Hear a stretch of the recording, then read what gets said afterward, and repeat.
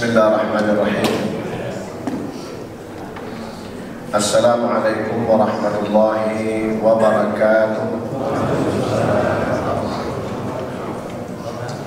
Alhamdulillah, assalatu wassalamu ala rasulillah wa ala alihi wa ashabihi wa mawala.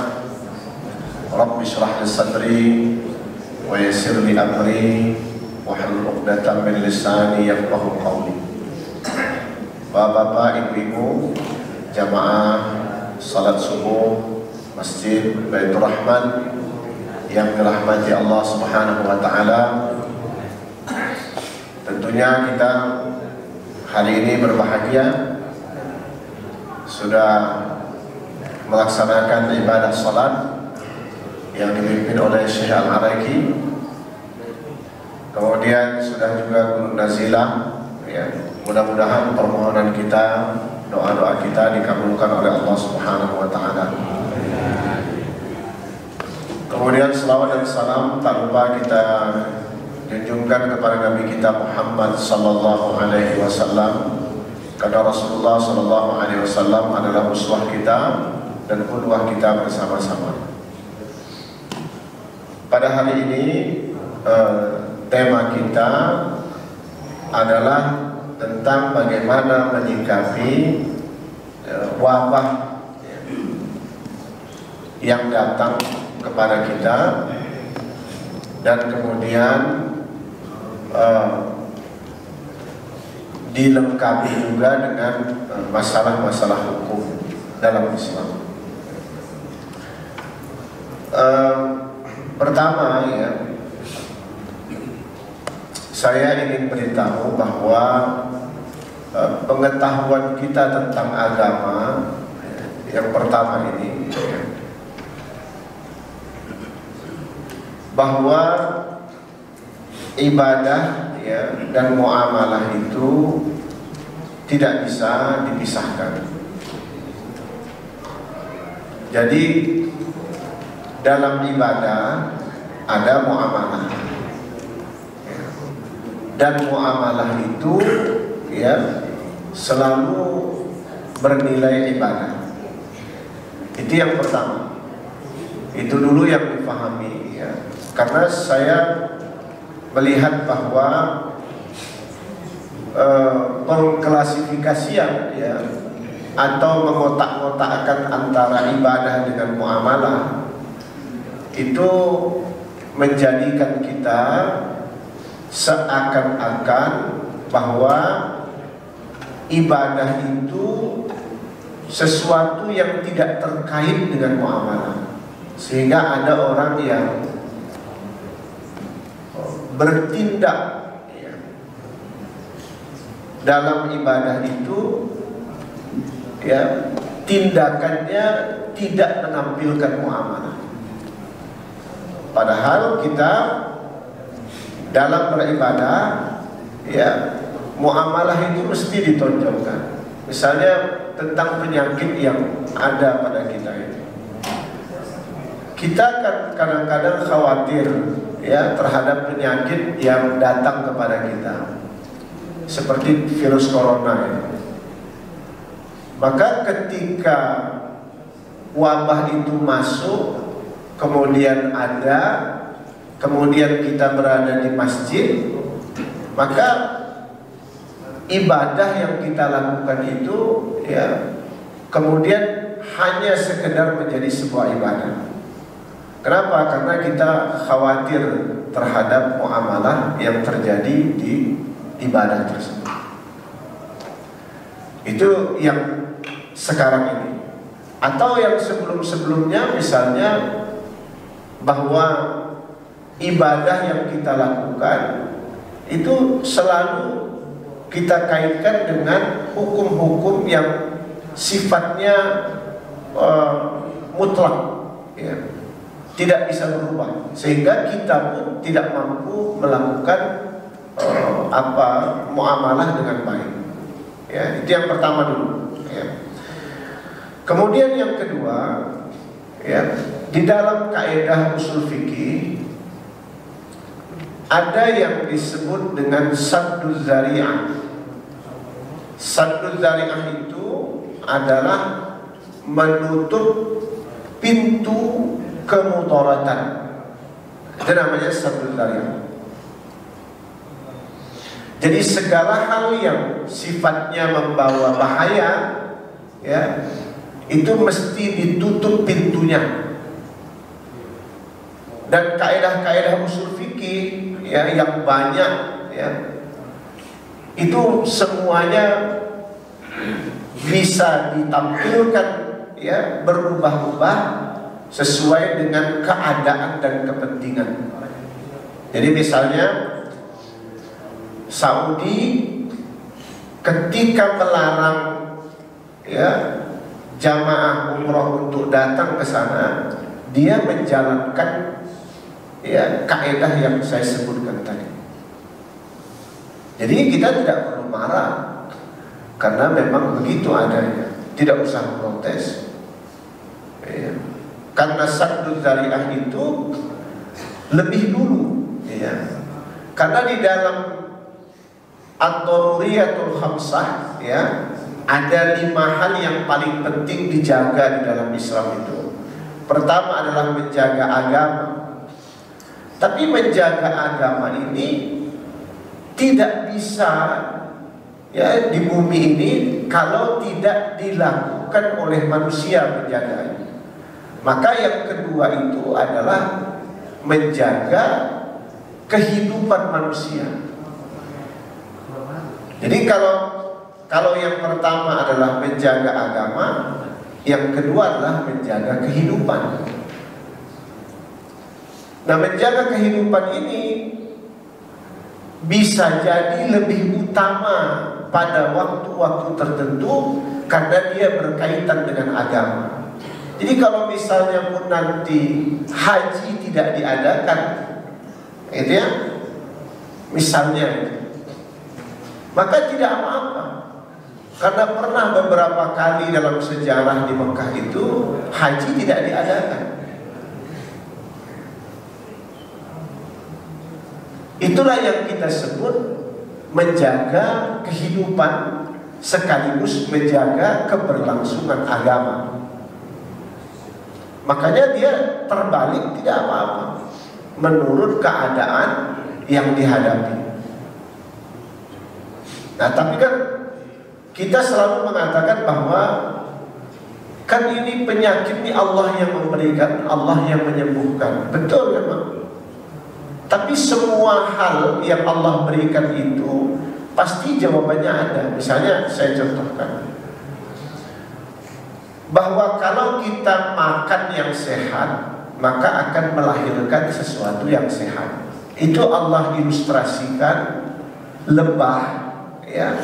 Kalau saya tidak salah dalam surah An-Nahl, ya, lebah itu diilustrasikan oleh Allah memakan buah-buahan mukhtalifun alwanuh, buah-buahan yang bercorak berbeda-beda. Maka kemudian dia mampu melahirkan, mengeluarkan mani. Jadi bukan berarti kemudian ketika Allah itu memberikan wabah, memberikan penyakit, kita tunggu Allah untuk menyembuhkannya. Tapi mesti ada ikhtiar dengan berbagai macam syarat yang sudah, ya, Allah berikan kepada kita. Syarat itu dari mulai makanan, ya, kemudian dari mulai muamalah yang baik, ya, kemudian dari hati yang ikhlas. Kadang kita umat Islam ini, ya, yang paling sulit adalah hati yang ikhlas itu yang paling sulit. Maka syarat-syarat itu harus dipenuhi sehingga kemudian wabah-wabah itu akan pergi dari kita. Nah, ini kenapa, ya, saya katakan seperti ini, ya, karena saddul Dzari'ah, ya, di negara kita ini, ya, baik. Allah yang berfirman, apa yang berfirman? Saddul Dzari'ah, ya, saya katakan itu biasanya tidak dilakukan dengan maksimal. Itu biasanya. Misalnya di negara kita ini, misalnya turis tidak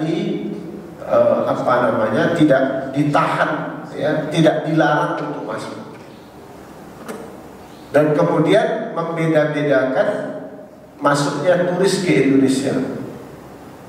Di Indonesia, kalau Saudi kan ya, dia patok aja. Ini namanya. Mau kita bersahabat baik pun dengan mereka, tapi sebenarnya saya katakan itu konsepnya adalah konsep syariat. Jadi mencegah itu, ya, itu jauh lebih baik daripada kita mengobati apa yang setelah terjadi.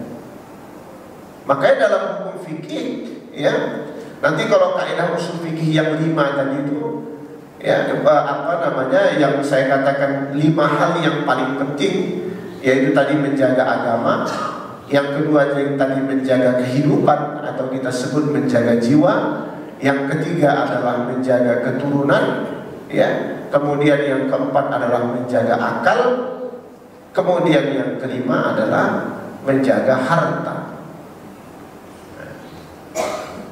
Ada nanti yang menambahkan atau mengganti harta itu menjadi menjaga kehormatan, tapi sama saja.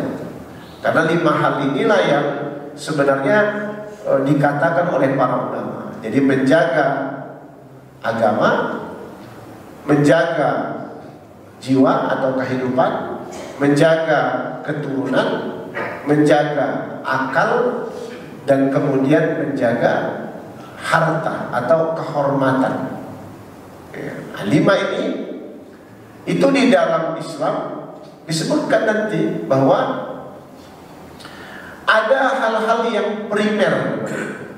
Di antara yang 5 ini ada hal-hal yang primer, ada nanti yang sekunder, dan ada yang tersier. Itu di dalam usul fikih dipelajari, ya. Maka kemudian kalau wabah penyakit ini datang sama kita, apakah itu hal yang primer mesti dilakukan? Jawabannya pasti iya.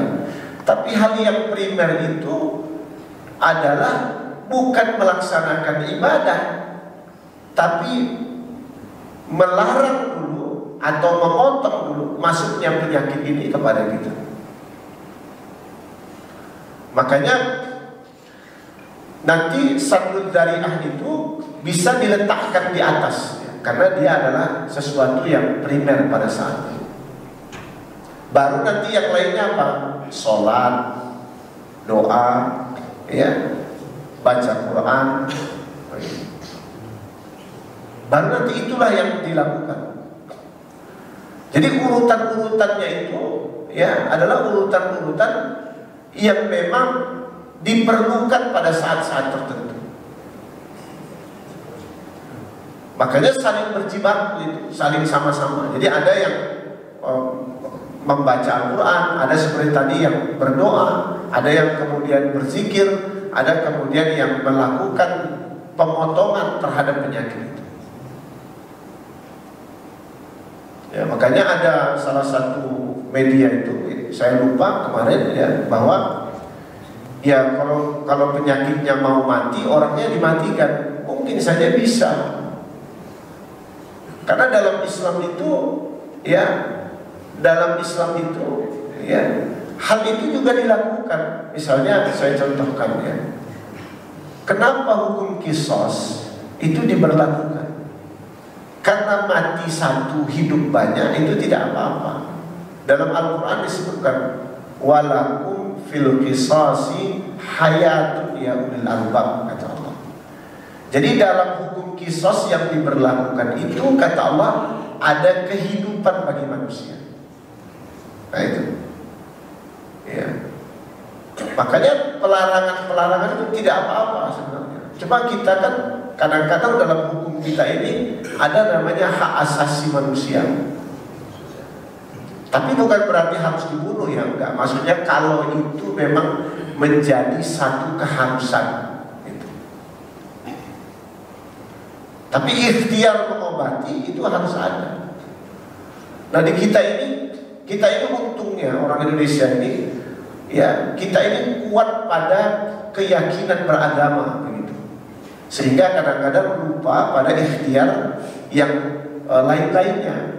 Itu kadang-kadang kita begitu. Oh negara lain sibuk ya untuk melarang turisnya masuk, ya kita enggak gitu. Karena keyakinan kita tinggi, ya. Iya kan?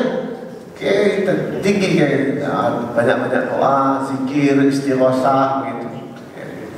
Padahal Saddud Dzari'ah itu intinya ya, kalau para ulama saya baca di usul fikih itu, menutup pintu kebahaya itu adalah menutup pintu yang zahirnya, bukan menutup pintu kebatinannya, tapi menutup pintu yang zahirnya. Yang zahir itu lalu lintas negara ditutup itu namanya zahir. Itu dalam hukum fikih kita. Makanya kita melakukan itu belum gitu. Cuma karena tingkat keyakinan kita tinggi, ya kadang-kadang itu juga yang menjadi penyakit ini tidak datang pada kita. Bisa saja, ya. Makanya dalam Islam itu 5 komponen tadi itu mesti ada dan tidak boleh tidak. Jadi menjaga agama harus ada, tapi saya katakan menjaga jiwa atau kehidupan itu lebih dulu daripada menjaga agama. Walaupun nanti menjaga agama itu adalah peringkatnya nomor 1.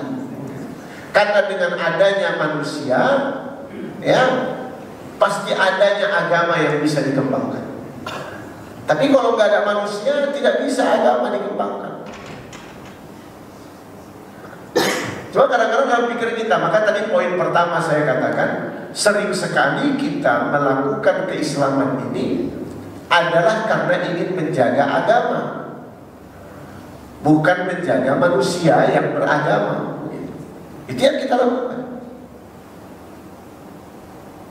Memang ada ulama seperti misalnya Imam Al-Ghazali misalnya, ketika ditanya tentang 5 hal itu, dia katakan dalam kitabnya itu tidak bisa dibolak-balik katanya, mesti di luar menjaga agama, yang kedua menjaga jiwa, yang ketiga menjaga keturunan, yang keempat menjaga akal, yang kelima menjaga harta atau kehormatan. Dia katakan begitu.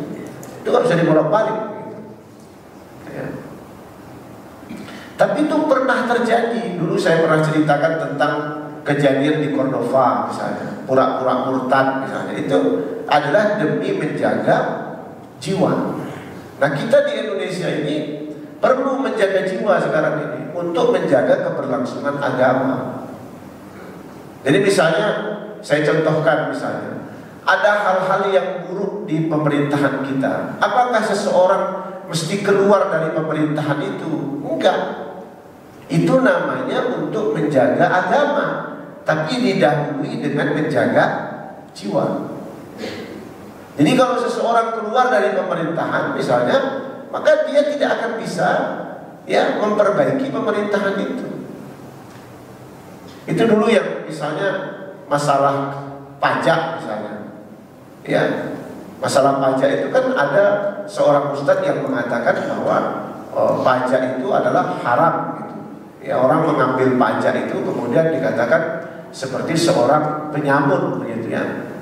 Dalam hadisnya begitu, qati'ut thariq namanya, seperti seorang penyamun. Maka ada orang-orang yang kemudian sangat percaya, kemudian keluar dari lembaga tersebut. Padahal orang-orang yang keluar itu adalah orang-orang yang baik, yang nanti akan bisa merubah itu. Maka menjaga manusianya, menjaga jiwanya, itu sekaligus menjaga agamanya. Itulah yang kita sebut dengan Saddud Dzari'ah. Saddud Dzari'ah itu dalam kaidah usul fikih itu adalah hal yang kesekian. Misalnya ada ulama yang menempatkannya di yang nomor 5, ada yang menempatkan di nomor 4, ada yang menempatkan di nomor 6 begitu. Ada yang seperti itu, menempatkan Saddud Dzari'ah. Tapi sekarang ini Saddud Dzari'ah itu menjadi poin utama bagi kita, supaya wabah ini tidak menular, supaya wabah ini tidak datang kepada kita. Ya. Sekaligus tetap berdoa, karena sekaligus membaca Al-Quran, karena memang dalam Al-Quran begitu.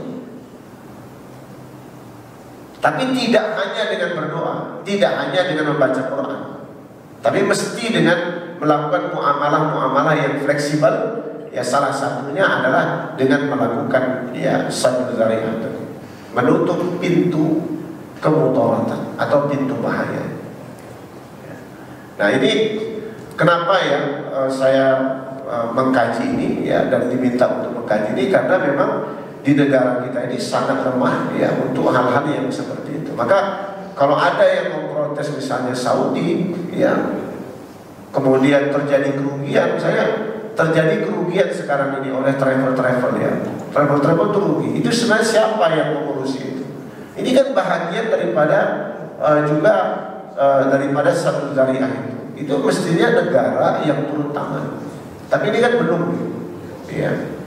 Padahal travel ini sudah mendanai misalnya membeli hotel setahun begitu, itu rugi pasti. Ya, setahun itu ada yang bayar 2 miliar, itu nggak akan kembali. Ya, kalau catering itu biasanya belakangan dibayar. Yang paling pertama dibayar itu hotel, yang kedua adalah pesawat. Makanya catering itu travel itu rugi. Ya, rugi sekali mereka untuk sekarang ini. Tapi oleh Saudi nggak diperhitungkan. Yang penting mudaratnya tidak masuk bahayanya ke Saudi. Ya, jadi bagi travel yang diharapkan bersabar. Bagi yang tidak berumrah tidak usah menuntut travelnya begitu. Karena kasihan travelnya. Ya, mungkin bisa diresken ulang, mungkin macam-macam begitu dan sebagainya. Ya.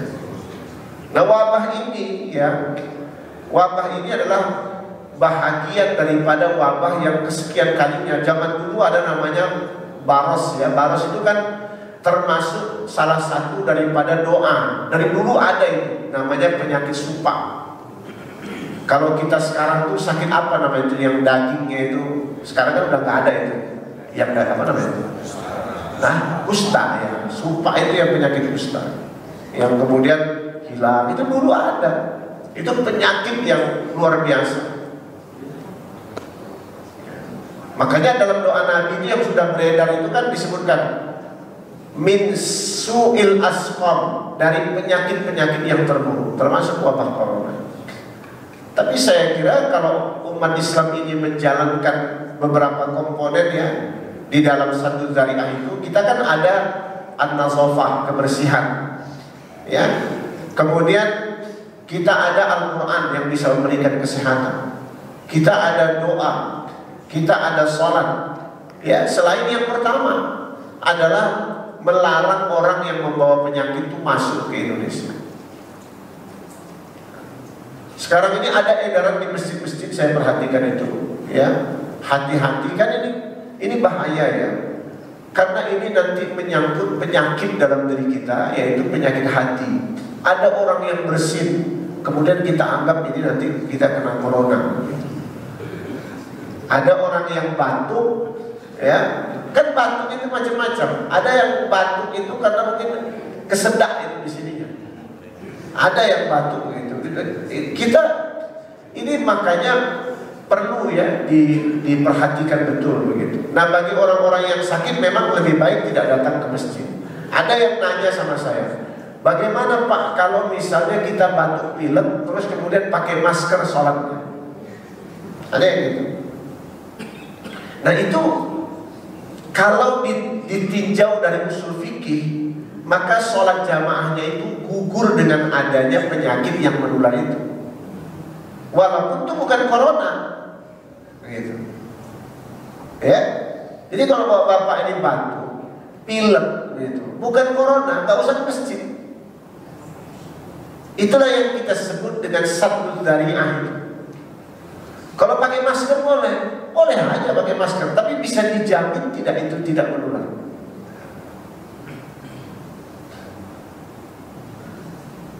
Itu timbangan usul fikih itu, kalau saya katakan dulu ya, bahwa jikalau ada yang haram mesti didahulukan untuk dihindari daripada mengerjakan yang wajib. Itu. Ya. Jadi kalau ada bapak-bapak ini dan ibu-ibu ini yang batuk, nggak usah ke masjid, nggak usah dipaksakan. Ada yang pilek, jangan ke masjid, walaupun itu bukan corona. Nanti coronanya hilang. Kalau pilek sama batuk, nggak usah ke masjid. Gugur itu ya kewajiban, ya. Karena orang akan mempunyai persepsi yang negatif. Nah ini kadang-kadang ada yang itu tadi saya katakan di awal tadi, ada yang menganggap ibadah itu bukan bahagian daripada muamalah, atau di dalamnya tidak ada muamalah, padahal di dalamnya ada muamalah. Ya kan? Kan ada yang berpikir, nanti kan ada yang mengatakan sama saya, tapi Pak katanya di Saudi sana kita banyak yang batuk itu sembuh. Saudi itu lain. Orang itu pendatang ke sana, jadi mereka mempunyai keyakinan yang kuat, mudah-mudahan tak kena penyakit. Karena jauh, kalau sudah jauh pasti Allah akan memberikan kemudahan itu. Tapi tetap mesti didahulukan, ya, menutup pintu kemudaratan. Jangan disamakan dalam setiap tempat. Jadi kalau bapak nanti saya katakan lagi terkena flu, pilek, batuk misalnya, nggak usah ke masjid. Kalau ditanya boleh tidak pakai masker, boleh. Sholat pakai masker tidak apa-apa. Ya. Kenapa? Karena itu mudarat. Boleh. Ya, bukan nggak boleh tutup muka. Tidak boleh tutup muka kalau tidak ada bahayanya. Itu yang kita sebut satu zari'ah itu. Jadi hukum itu tidak kaku dia. Jadi ada orang yang ke masjid lah katanya. Kalau nggak ke masjid nanti dosa, kan dia wajib menularkan penyakit, dosa. Dia nggak mikir menularkan penyakit itu. Walaupun ada yang berkeyakinan, nggak apa-apa katanya, insya Allah nggak apa-apa. Memang betul. Itu harus diyakini juga. Tapi ikhtiar yang pertama harus dilakukan. Ikhtiar yang pertama apa?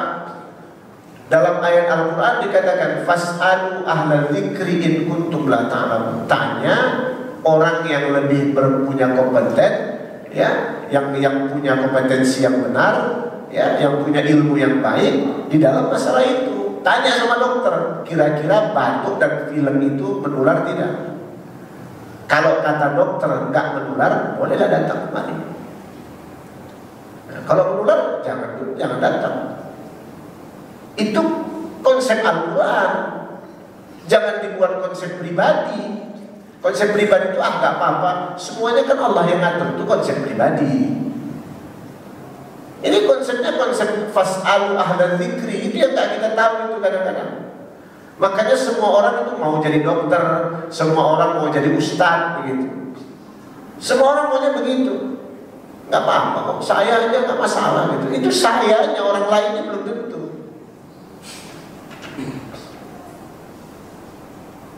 Makanya kita mesti belajar itu, ya. Jadi dalam hukum fikih ini penyakit-penyakit menular mesti dipakai kaidah saddud dzari'ah. Kalau nggak menular nggak apa-apa. Ya, kalau tidak menular, makanya konsep itu dipakai. Tapi kita lemah memakai konsep itu, sehingga konsep-konsep seperti ini dari dulu kita abaikan. Dulu nggak ada lah corona kita sebutnya, tapi kan batuk pilek itu kan tetap ada dari dulu. Flu, pilek, batuk itu ada, tapi tetap ada orang yang ke masjid. Sampai di masjid-masjid batuk-batuk, kasihan yang sampingnya. Bersin-bersin, kasihan yang sampingnya. Dia nggak merasa kasihan. Kita apa? Ya ibu ya, saya kasih tahu. Walaupun ada orang bilang nggak apa-apalah, tapi kitanya yang mesti mempunyai perasaan. Ya kan? Tapi kadang-kadang kita nggak punya perasaan. Hukum ibadah itu tetap dikaitkan dengan hukum muamalah. Tetap itu. Jadi misalnya menempelkan kaki, ya kalau kakinya kudisan jangan ditempelkan. Nanti bapak kudisan juga. Jadi jangan hukum hukum agama ini dipakai untuk semuanya, gitu. Hukum ibadah itu mestinya ada hal-hal, dan orang-orang yang punya penyakit seperti itu mestinya dia menarik diri dulu, mengobati. Makanya bagaimana kita menanggapi virus corona ini? Ya kalau yang terkena ciri-cirinya, walaupun bukan corona, pilek, batuk, macam-macam itu, silahkan tinggal di rumah, jangan pergi kemana-mana.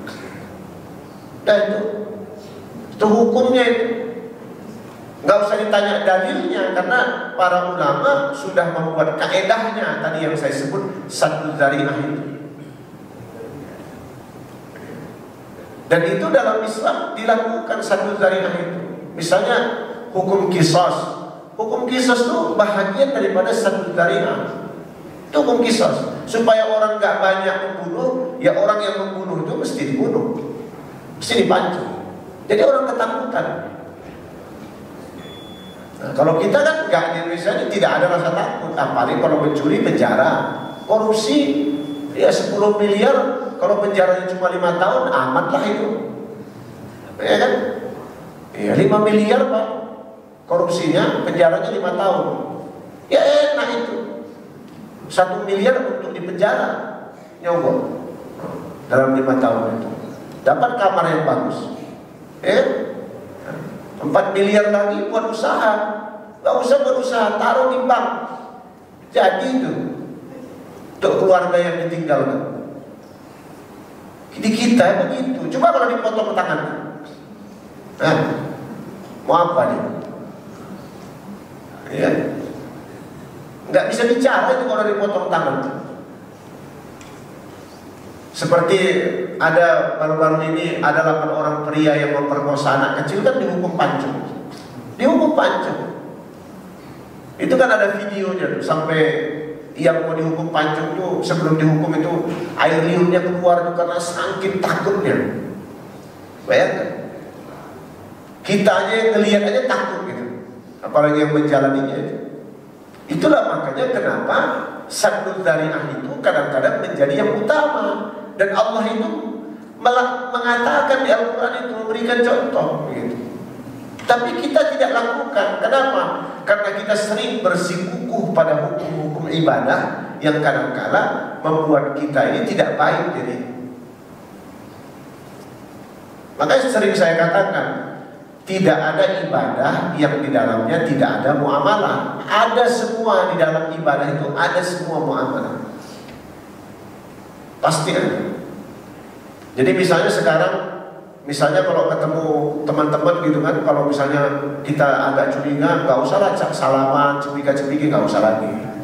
Itu kayak yang di video itu aja, kaki aja mainkan begitu, nggak apa-apa. Nah, udah sama itu. Tapi kadang-kadang kita bilang, enggak, ini agama, insya Allah yakin aja, yakin betul. Tapi ikhtiar itu mesti ada. Ya, ini kan kita nggak tahu orang dia dari mana datangnya, entah dia megang sesuatu. Ini lagi wabah yang mestinya seseorang itu menghindarkan dari hal-hal yang seperti. Saya kemarin ke mall, ya, berkali-kali saya hapus ini tangan saya pakai tertutup. Kebetulan di mall itu banyak sekarang dibuat itu, mall-mall besar. Nggak tahu kalau di Bekasi ya, itu antiseptik itu di tangan terus begitu. Ya, berapa kali kita buat, karena bukan kita takut untuk diri kita, tapi kita khawatir menularkannya ke orang lain. Harus begitu pikiran kita itu. Saya khawatir menularkan ini ke anak, mana tahu saya pegang sesuatu anak ini nggak tahu dia. Kalau kita mungkin nggak apa-apa. Itulah dalam konsep Islam, kita bukan diri kita yang kita khawatirkan, tapi orang lain yang mesti kita khawatirkan.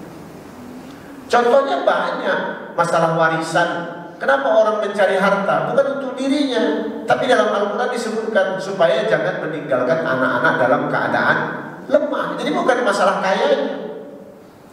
Nah itu mesti dipahami yang begitu-gitu itu.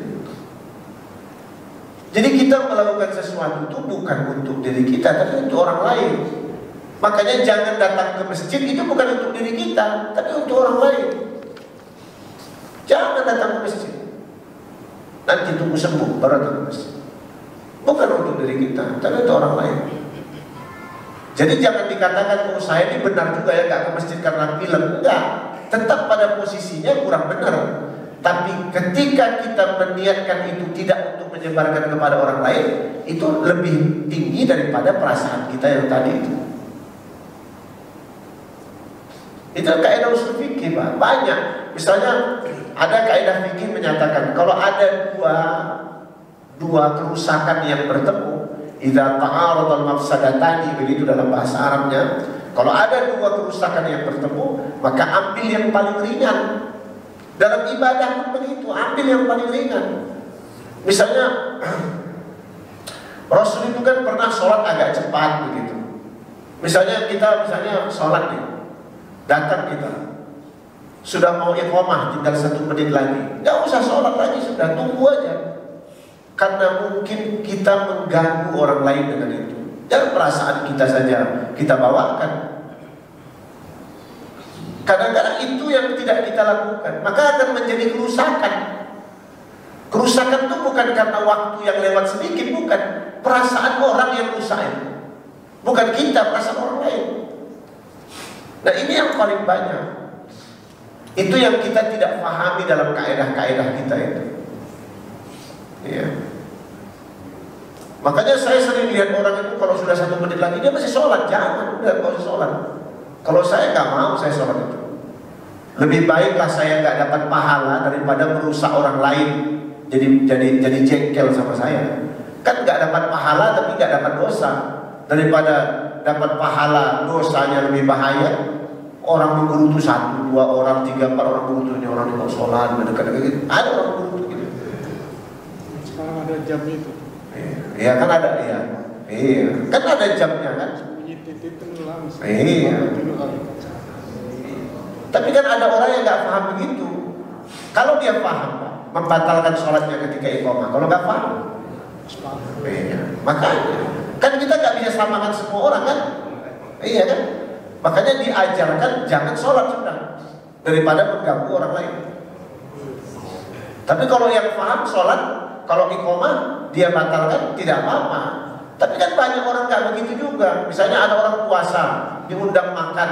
Kalau saya buka puasa saya, kalau bukan puasa wajib. Oh saya begitu orangnya. Udah yakin aja itu. Pokoknya puasa itu diterima Allah lah itu kan. Diajak makan pahala yang kedua. Itu kan. Makannya enak pula ya. Iya makan aja. Kadang-kadang ada orang bilang, aduh saya nggak usah makan lah, saya puasa katanya. Banyak sangka yang muncul begitu. Nah ini masalah kita kalau kembali ke masalah penyakit itu, kaidah itu mesti kita tanamkan dalam diri kita. Rasul itu begitu dalam banyak hal ini. Contoh ya Rasul itu, ketika ada cucunya naik-naik di pundaknya itu, apa dia dahulukan ibadahnya atau dia dahulukan cucunya? Tapi tetap dalam ibadah kan. Itulah pengertian daripada menghindarkan keburukan itu, bahaya. Makanya Nabi tidak beranjak dari sujudnya sebelum cucunya turun dari pundaknya. Apakah dia nggak tahu dalam pikirannya itu? Tahu pasti. Kalau kita kan enggak, kita pegangi anak kita, Allah Akbar. Gimana coba itu? Kira-kira banyak hal ya yang sebenarnya kita kadang-kadang tidak tahu gitu. Saya lihat orang-orang yang bersungguh tentang hal seperti ini, saya kasihan saja begitu. Berarti tidak mengenal ilmunya, tapi mengenal hadisnya begitu. Mengenal ayatnya, tahu dalilnya, tapi nggak ngerti ilmunya. Nah ini nggak boleh terjadi di kita. Makanya wabah penyakit ini mesti dihindari. Wajib tidak? Wajib dihindari. Bagaimana cara menghindari penyakit ini? Jangan datang di keramaian. Entah kita yang sakit atau orang lain yang sakit. Dan diharapkan benar itu, pemerintah itu kemarin benar. Yang sakit yang pakai masker, itu betul itu. Ya. Jangan yang sakit tidak pakai masker. Yang nggak sakit pakai masker. Kan kebalik-balik itu. Walaupun tetap dalam penjagaan kita pakai masker. Tapi yang didahulukan itu yang sakit dulu. Itu namanya menutup pintu mudarat tadi. Ini kan kejadiannya yang sakit nggak pakai masker. Kalau yang itu betul pemerintah itu, ya kita objektif saja itu, ya. Jangan nanti semua pemerintah itu salah juga gitu. Ada hal-hal yang benar yang mesti kita dukung gitu ya. Ya, yang sakit yang pakai masker, yang sakit yang jangan datang ke masjid, bukan yang nggak sakit yang nggak datang ke masjid. Takutlah datang ke masjid nanti tertular, kata begitu kan? Padahal yang nggak sakit ke masjid, yang sakit sadar diri di rumah saja. Ini kan terbalik-balik sudah. Ya, jadi mulai besok, mulai nanti ini yang sakit-sakit jangan lagi hadir dulu di rumah saja. Sakit kaki nggak apa-apa. Ya, kalau sakit kaki ya datang. Kalau masih bisa, ini kan kenapa Nabi menyuruh orang buta ke masjid? Kenapa? Bukan karena mendengar azan, karena penyakitnya tidak menular.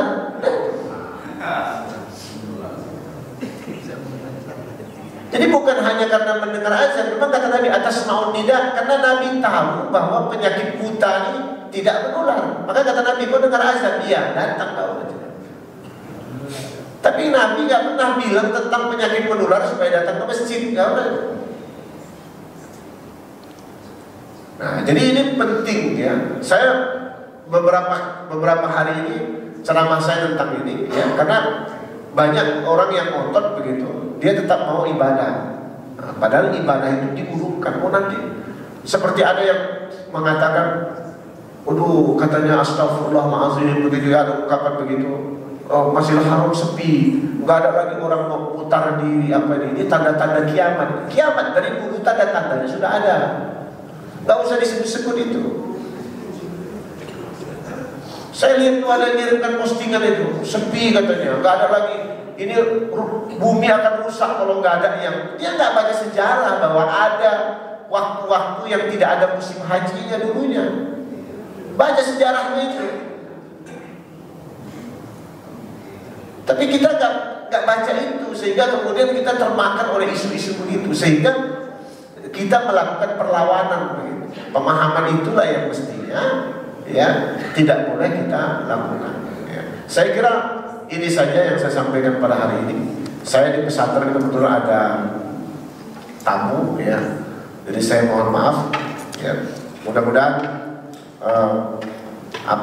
penyakit ya wabah corona ini tidak sampai ya menjangkiti secara masif di Indonesia ini. Mudah-mudahan ya, insyaallah amin. Dan mudah-mudahan Ibnu Nazilah tadi ya, mudah-mudahan Allah memberikan ijabahnya kepada kita, jawabannya, sehingga kita ya masyarakat Islam di Indonesia ini ya yang bersabar dengan segala banyak hal begitu, cobaan-cobaan yang sudah datang kepada kita. Juga kemudian saudara-saudara kita yang di India ya, mudah-mudahan dilepaskan dari segala bahaya ya, dari segala ancaman ya saudara kita, dan kita juga lepas dari segala masalah dan penyakit yang menimpa kita ini. Akhirul kalam, saya mohon maaf dengan segala ungkapan saya, tidak usah ada tanya jawab hari ini ya, karena nggak ada yang perlu dipertanyakan begitu. Yang penting satu dzari'ah itu salah satu poin ilmu ya, yang bapak dan ibu ya mesti paham ya. Jadi nanti kalau ditanya ya itu salah satunya adalah satu dzari'ah, itu adalah salah satu kaidah usul fikih yang besar, yang utama. Ada beberapa kaidah usul fikih itu ya, ada yang bilang 5, ada yang bilang 7, salah satunya adalah itu ya, satu dzari'ah. Jadi itu saya kira ilmu yang sangat penting ya, karena banyak orang tidak paham usul fikih ya, sehingga tahu dalil bagi dirinya dia lakukan, padahal dalam ilmu tidak harus dilakukan hal seperti itu. Akhirul kalam, tentu doa kafaratul majlis. Subhanakallah bihamdika, asyhadu an la ilaha illa anta, astaghfiruka wa atubu ilaik. Walhamdulillahirabbil alamin. Assalamualaikum warahmatullahi wabarakatuh.